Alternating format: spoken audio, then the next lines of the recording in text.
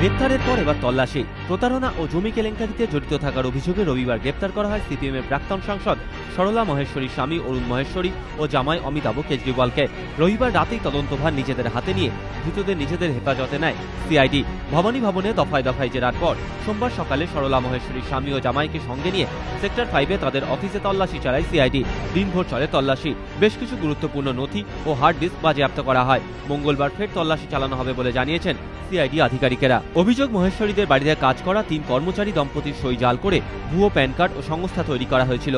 সংস্থার ডিরেক্টর পদে নিয়োগ করা হতো ওই কর্মচারীদেরই। অভিযোগ, তাদের কিছু না জানিয়েই এই কাজ করা হয়েছে।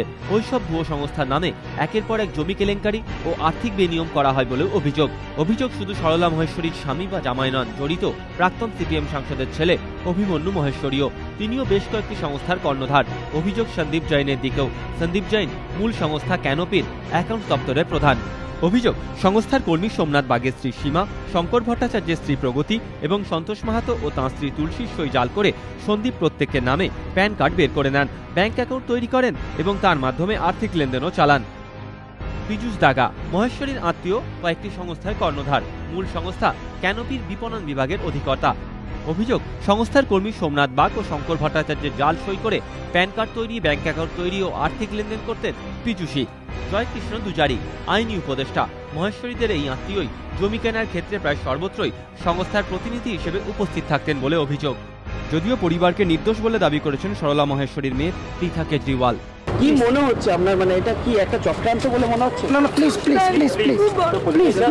এদিকে গোটা ঘটনাকে পারিবারিক বিষয় বলে দূরত্ব তৈরি করার চেষ্টা করেছে সিপিএম। এটা ব্যবসায়িক ব্যাপার, এর সঙ্গে পার্টির কোনো সম্পর্ক নেই। কারোর বাড়িতে পার্টি অফিস থাকতে পারে, তার দ্বারা এটা বোঝায় না যে পার্টির জন্য তিনি গ্রেপ্তার হয়েছেন। তার ব্যবসায়িক প্রয়োজন, ব্যবসায়িক সম্পর্কের ভিত্তিতে কোনো ত্রুটি বিচ্যুতি হয়ে থাকলে, জানি না কি হয়েছে, তার জন্য সেটা তদন্ত করছে, ফলে এর সঙ্গে পার্টির কোনো সম্পর্ক নেই।